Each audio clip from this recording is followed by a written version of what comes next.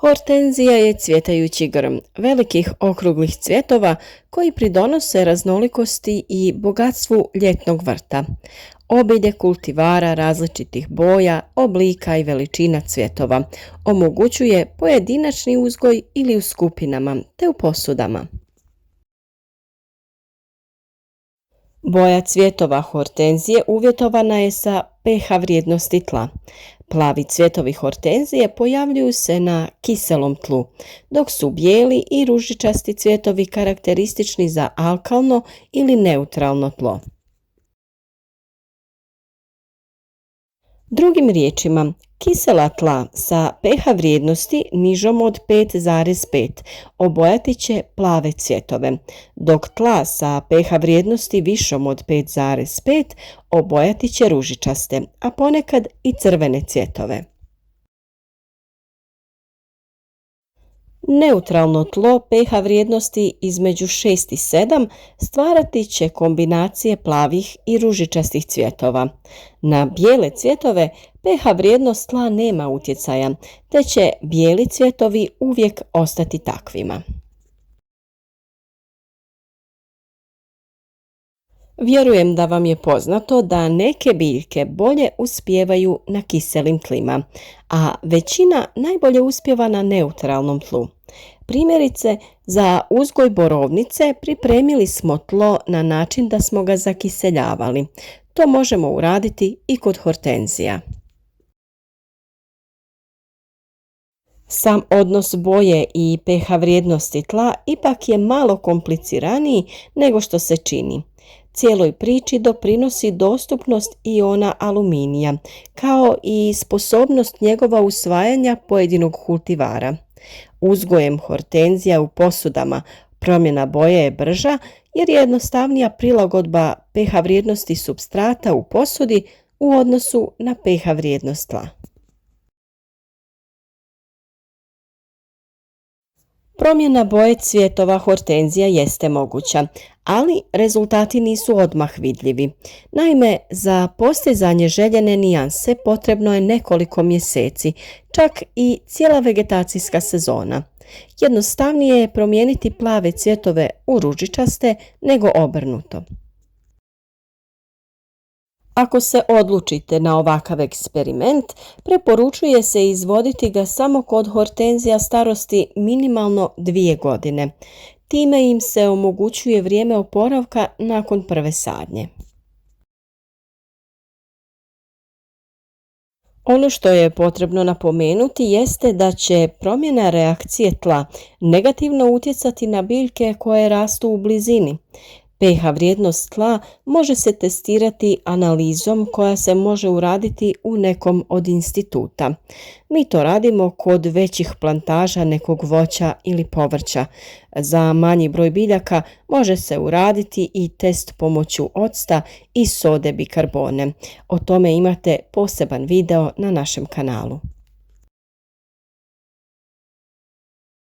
Nakon određivanja pH vrijednosti tla može se dodati aluminijev sulfat u tlo kako bi se sam pH snizio.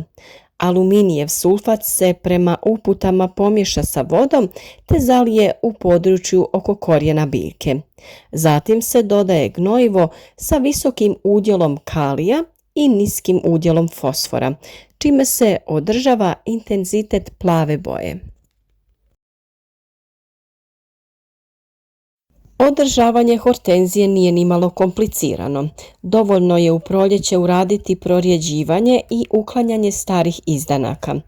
Uz to uvijek radimo i okopavanje prostora oko biljaka te dodavanje stajskog đubriva. Ukoliko ste propustili video na temu orezivanja hortenzija koji smo radili u proljeće, potražite ga na našem kanalu. Za zakiseljavanje tla može se dodati gnojivo za kulture koje zahtijevaju kiselu reakciju tla. To su rododendroni, aronija. Umjesto gnojiva može se koristiti kafa, izmrvljene ljuske jaja, kore agruma te borove iglice. To možemo raditi tokom cijele godine, a najbolje je postepeno mijenjati kiselost tla. Mi to radimo na kraju vegetacije ili prije kretanja novih izdanaka. Dodavanjem borovih iglica uz stajsko gnojivo u prostor oko biljaka mijenjamo pH vrijednost tla. Na taj način dobivamo kiselije tlo, pa bi biljke koje su dobile takav tretman trebale imati plave cvjetove. Naravno, ne želimo da su nam svi cvjetovi plavi.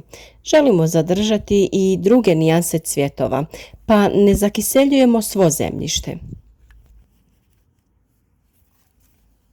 U slučaju kada je svo tlo oko naših biljaka kiselo, ne možemo dobiti ružičaste nijanse cvjetova.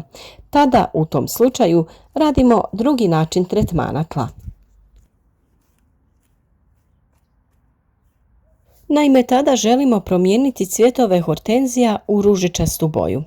Hortenzije mogu postići ružičastu boju tek kada je u tlu nedostatak aluminija. To se postiže dodavanjem dolomita. Pri dodavanju ne treba pretjerivati kako tlo ne bi postalo prealkalno uz pojavu nedostatka drugih hranjiva. Ipak idealnije je rješenje sadnja hortenzije u posudi. Supstrati najčešće ne sadrže aluminij, te neće doći do ponovne promjene u plavu boju. Nakon toga dodaje se gnojivo sa visokim udjelom fosfora, jer se time hortenziji sprječava pristup aluminija. I u ovom slučaju za to se mogu koristiti razna vodotopiva hranjiva koja i inače koristimo za prihranu voća i povrća. Na tržištu su dostupna posebna gnojiva za promjenu boje cvjetanja hortenzije, pa ih možete potražiti u svim bolje opremljenim poljoprivrednim trgovinama ili nekim hobi centrima. Ako uspijete postići promjenu boje, dodavanjem veće količine aluminija ili dolomita neće se pojačati intenzitet same boje. Ona će ovisiti ponajprije o kultivaru, to jest o vrsti cvijeta, ali i o vremenskim uslovima tokom sezone, stresa kojeg biljka podnosi i promjenama u okolišu. Upijanje hranjiva pri visokim temperaturama će biti otežano, pa se zna dogoditi da tokom ljeta boja cvjetova se promijeni. Razlog je nemogućnost upijanja određenog hranjiva iz tla. Zato je poželjno da biljke imaju dovoljno vlage u tlu i po mogućnosti prirodnu sjenu. A u narednom videu o hortenzijama pokazati ćemo vam najjednostavniji način na koji se razmnožavaju, pa vas zato pozivam da ostanete s nama. Ako već niste, zapratite naš kanal klikom na subscribe, a ako vam se video svidio, kliknite na like i ostavite komentar. Pišite nam o bojama vaših hortenzija i drugog cvijeća u vašem vrtu.